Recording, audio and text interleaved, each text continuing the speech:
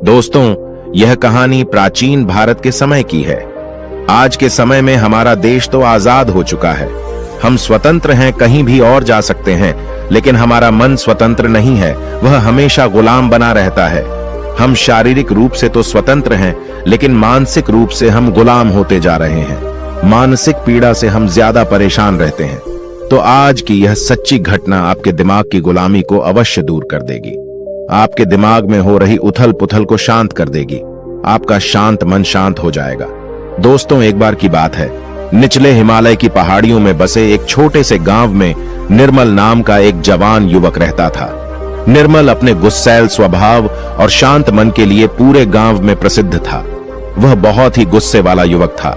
उसका मन एक जगह पर कभी टिकता ही नहीं था। उसका मन हर समय विचारों से भरा रहता था। विचारों के इस तूफान ने उसके मन को पूरी तरह से अशांत कर रखा था। शांति तो जैसे उसके जीवन से गायब ही हो गई थी। वह हर समय अपने विचारों में खोया रहता था और एक तनावपूर्ण जीवन जी रहा था। अपने अशांत मन और गुस्सैल स्वभाव की वजह से उसके घर वाले और गांव के लोगों से भी उसके संबंध अच्छे नहीं थे, जिस वजह से वह खुद को और भी ज्यादा अकेला व अपमानित महसूस करता था। ऐसी अवस्था में वह और भी ज्यादा मानसिक तनाव की स्थिति में रहने लग जाता था। ऐसे ही एक दिन निर्मल मन गिराए हुए गांव से बाहर बगीचे की तरफ जा रहा था। उसका किसी से बात करने का मन भी नहीं हो रहा था, क्योंकि वह अपनी जिंदगी से और शांत मन से बहुत ही ज्यादा परेशान था। उसे कुछ भी समझ में नहीं आ रहा था कि अब उसे क्या करना चाहिए। गांव से बाहर बगीचे में वह हर बार की तरह अपने दोस्तों से मिलकर अपनी बातें उन्हें बताया करता था। आज वह उसी बगीचे में गया तो उसके दोस्तों ने पूछा कि निर्मल, आज तुम बहुत ज्यादा ही निराश हो, इतना परेशान हो। क्यों नहीं तुम उस पहाड़ी के पीछे एक आश्रम है, उसमें एक बौद्ध महात्मा रहते हैं, वह बहुत ही ज्ञानी है।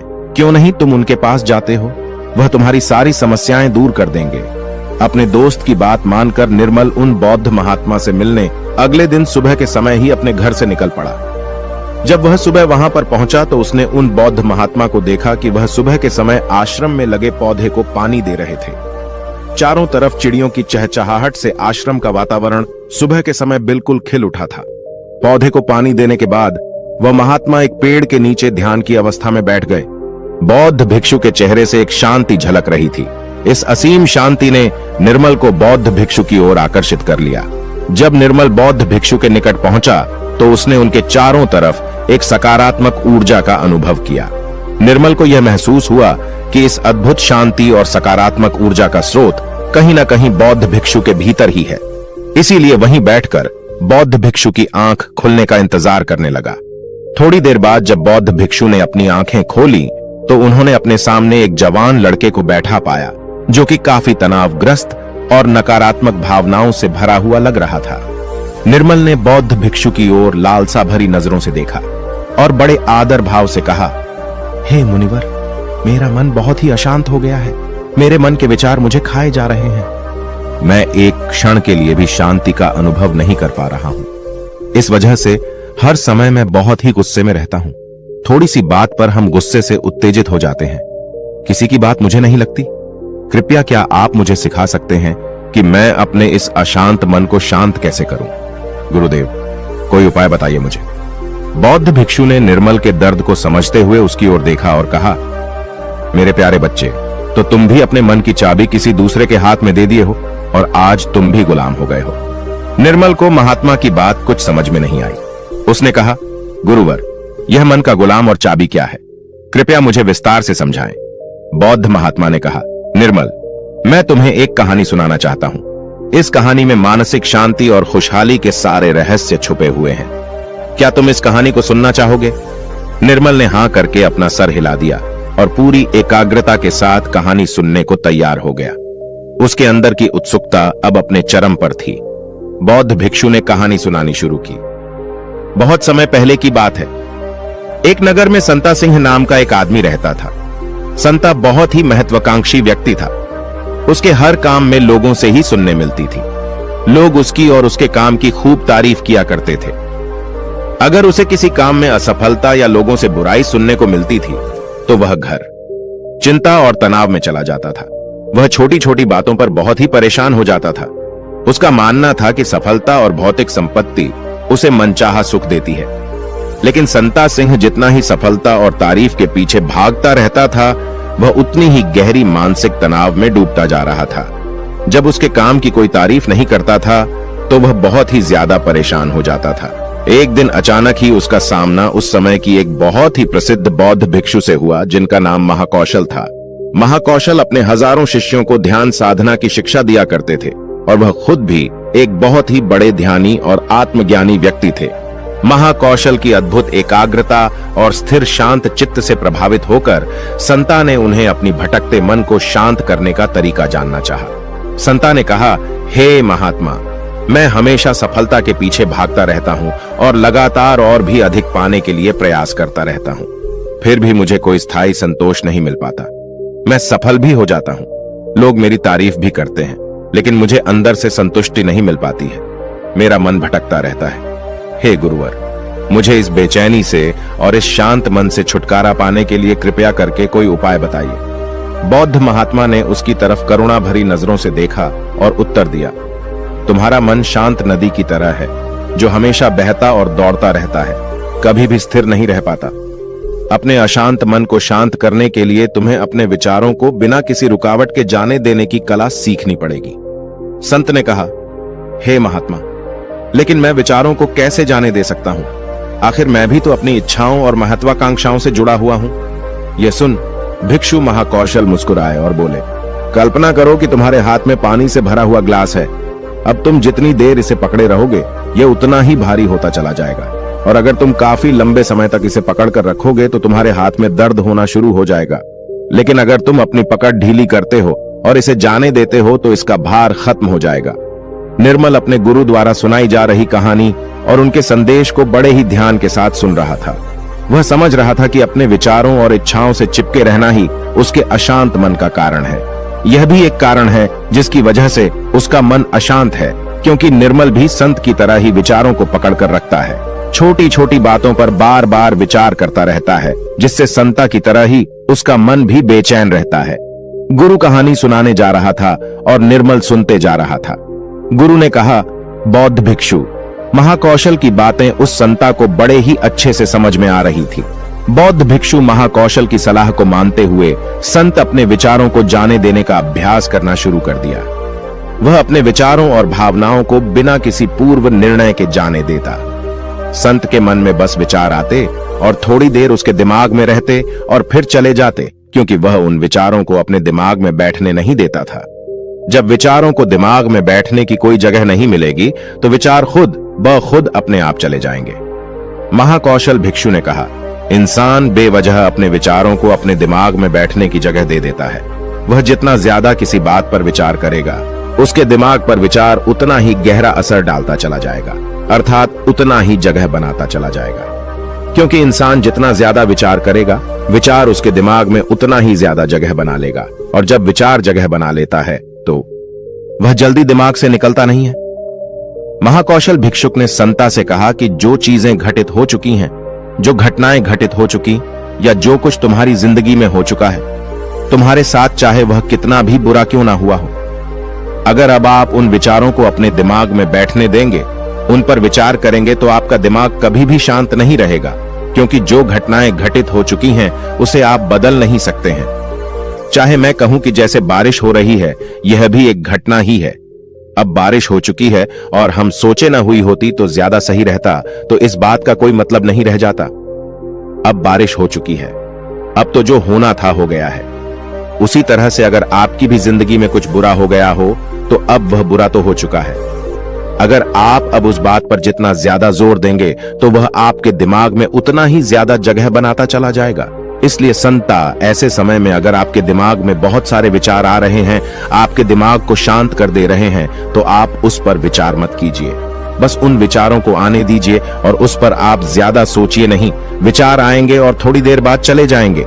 जब उन्हें आपके दिमाग में बैठने की जगह नहीं मिलेगी तो खुद ब खुद विचार आपके दिमाग से दूर होते जाएंगे और आप फालतू की बकवास से अपने आप को बचा लेंगे।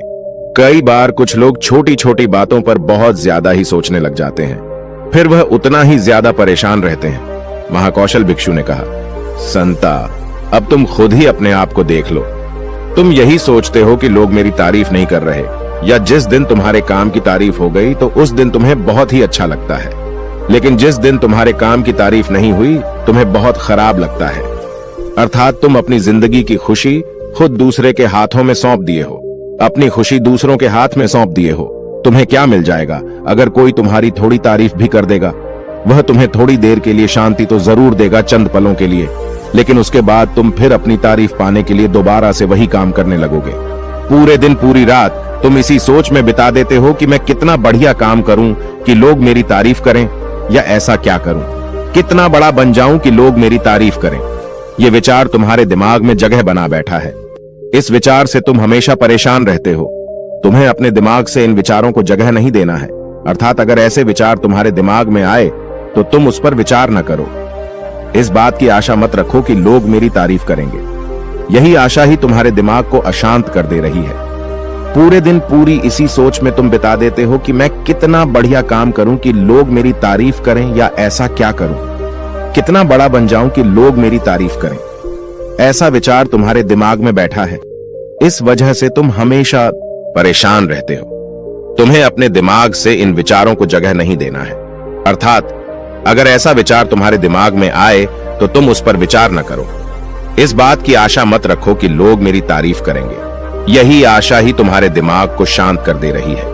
अशांत मन का यह भी बहुत बड़ा कारण होता है कि किसी से बहुत आशा लगा लेना, किसी से बहुत उम्मीद रखना, क्योंकि उम्मीद रखना भी तुम्हारे मन को एक दिन शांत जरूर कर देगी।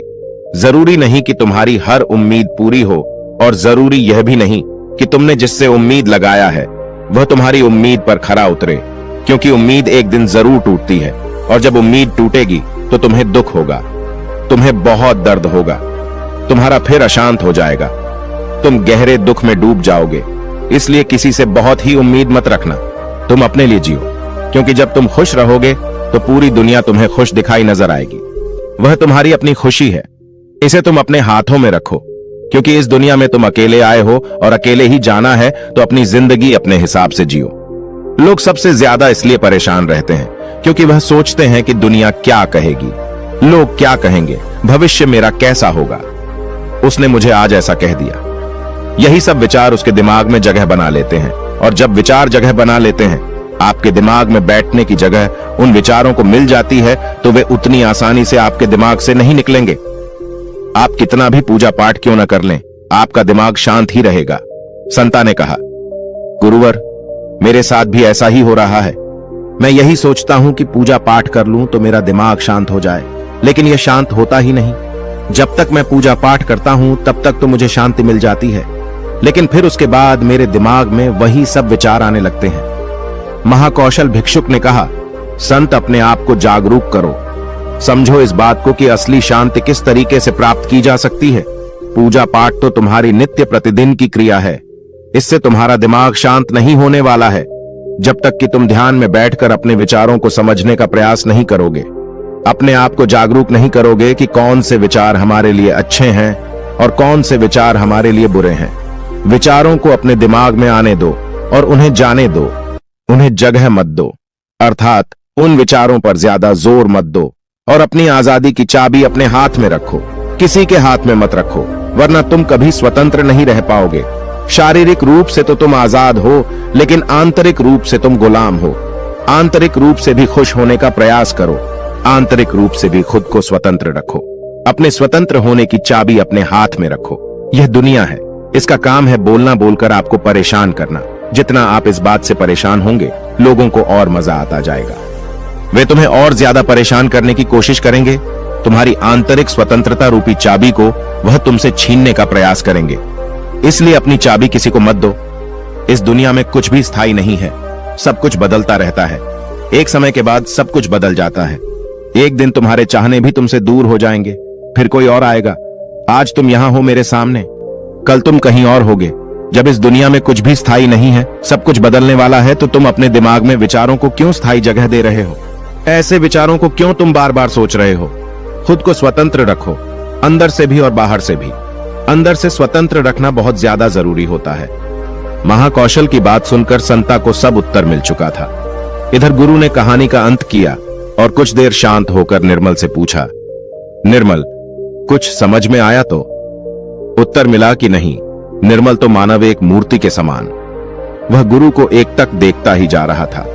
उसके मुख से कुछ भी निकल नहीं रहा था, क्योंकि ऐसी बातें आज से पहले वह कभी किसी के मुख से सुनी नहीं थी, या ऐसी कहानी अपने गुरु के मुख से सुनी कि जो शायद उसे जीवन की सच्चाई बता गई। शायद उसे जीवन का रहस्य भी पता चल गया।